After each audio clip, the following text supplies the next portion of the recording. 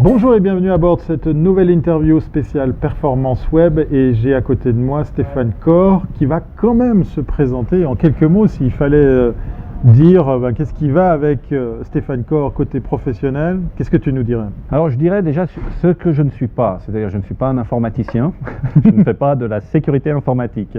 Non, je suis spécialisé dans différents domaines, dont la sécurité de l'information, des domaines de communication comme les relations publiques et la gestion de la réputation. Ça, c'est les domaines que je traite principalement, et surtout je traite les aspects transversaux entre ces domaines-là. Quels sont les types de clients, sociétés à qui tu t'adresses pour proposer ce genre de service?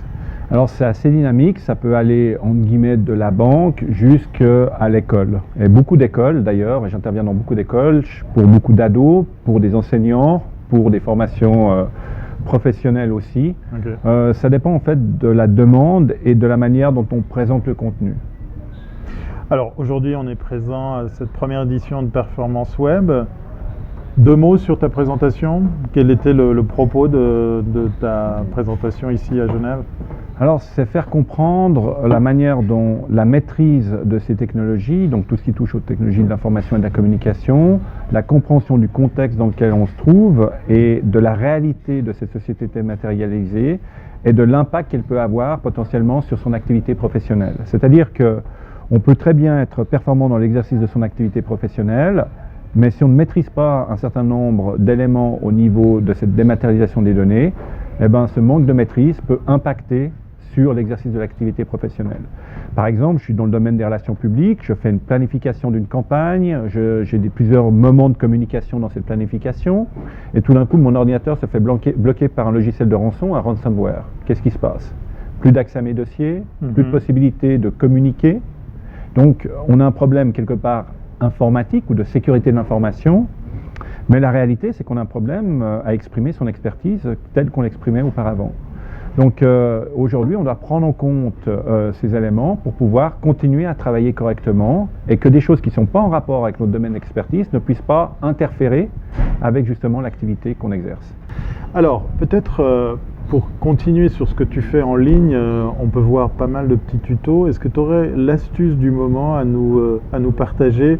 On a vu plein de choses sur comment faire attention sur ces réglages Facebook. On a vu aujourd'hui 2-3 petites recommandations aussi sur qu'est-ce qu'il faut faire ou pas faire avec ces enregistrements numériques.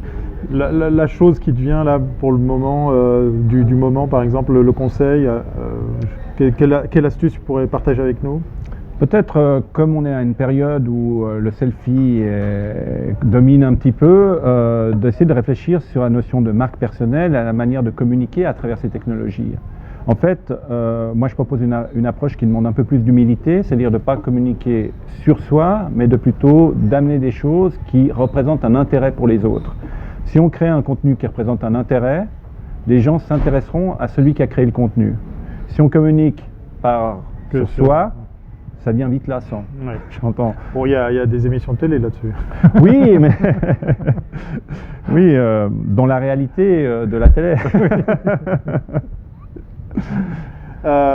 Peut-être un mot sur ce qui se passe sur le web actuellement pour parler d'actu avec LinkedIn. Tu as aussi un avis sur cette drôle d'histoire de millions de comptes? Alors oui, il semblerait que plus de 100 millions de comptes auraient été subtilisés en 2012, alors que LinkedIn en annonçait beaucoup moins. Maintenant, sur la dangerosité du fait que ces informations seraient disponibles sur des marchés parallèles, des marchés gris entre cybercriminels ou personnes qui y accèdent, c'est difficile de vraiment savoir ce qu'il en est, parce que ces mots de passe sont quand même protégés. Il y a ce qu'on appelle un hash, presque une sorte de chiffrement du mot de passe. On peut les déchiffrer, ça prend beaucoup de temps. Les criminels ou les cybercriminels sont quand même des gens pragmatiques. Il faut qu'il y ait un retour sur investissement. Et si on prend trop de temps pour déchiffrer un compte, ça ne sera pas intéressant. C'est une multitude de comptes qui peuvent potentiellement représenter un intérêt. Et encore.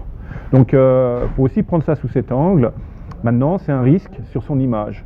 C'est un risque sur son identité numérique, parce qu'il n'y a pas le fait simplement qu'on a un compte, mais que ce compte représente une personne pour les autres, pour les gens avec lesquels on est en contact. Donc si tout d'un coup ce compte se met à agir d'une manière un peu ambigu, les gens ne vont pas remettre en cause le compte, ils vont remettre en cause la personne. Parce qu'ils ne vont pas forcément avoir la démarche de remettre en cause la technologie et de dire qu'il y a un problème technologique, que la personne s'est fait usurper son identité ou qu'il y a eu un autre problème. Ils vont dire que la personne a un problème de comportement. Donc pour ça, c'est important aujourd'hui de garder la maîtrise de ces plateformes et de suivre l'actualité de ces problèmes-là. C'est-à-dire qu'on doit vivre avec, on doit cohabiter avec les technologies. On ne peut pas juste être un utilisateur lambda qui dit « moi j'ai un compte là, j'ai un compte là » et je m'occupe de rien d'autre.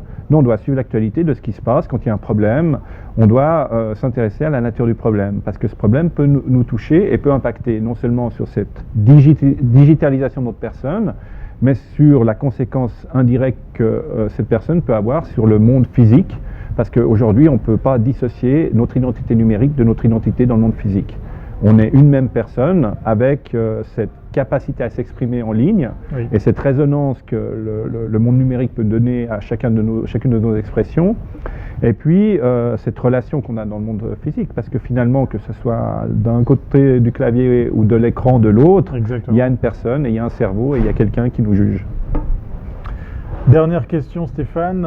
Tu assistes et tu interviens dans la première édition de Performance Web. S'il y avait un petit mot à communiquer, à transmettre aux organisateurs de Performance Web pour la prochaine édition? Qu'ils continuent sur la lancée de la première. J'entends non, parce que c'est toujours, comment dire, on doit être reconnaissant que des gens prennent l'initiative de le faire. Ça demande de l'énergie, c'est pas simple à organiser, c'est des contraintes. Je me prends en tant que mauvais exemple qui a simplement dit à 3 h du matin que je venais de finir ma présentation, donc c'est pas sympa pour les organisateurs, et heureusement que tout le monde n'a pas été comme moi, mais tout ça pour dire que c'est pas simplement une sinécure d'organiser de tels événements. Ça permet de phosphorer en termes d'intelligence, ça permet d'avoir de l'intelligence collaborative, de partager de la connaissance avec d'autres spécialistes. Alors des fois il y a des gens qui ont un peu cette idée un peu réductrice qu'on ne va pas parler à un concurrent, qu'on ne va pas travailler à un concurrent, qu'on ne va pas échanger d'informations. Alors que, de nouveau, il faut revenir sur la notion d'humilité et de dire qu'il y a beaucoup de choses qu'on n'arrive pas forcément à capter parce qu'on n'a pas le temps nécessaire pour ça. Il y a tellement de complexité, il y a tellement de choses à emmagasiner que tout d'un coup, on peut avoir l'opportunité de côtoyer d'autres professionnels, de gagner du temps. Ils sont généreux, d'ailleurs les gens qui sont ici et qui interviennent sont généreux, on le voit dans les présentations.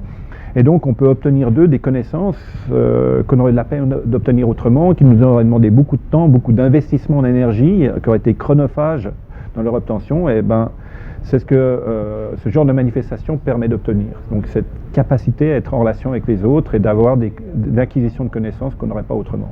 On l'a bien compris, Stéphane est à fond pour la seconde édition de Performance Web. Je te remercie beaucoup. Et merci moi. À très bientôt. Merci.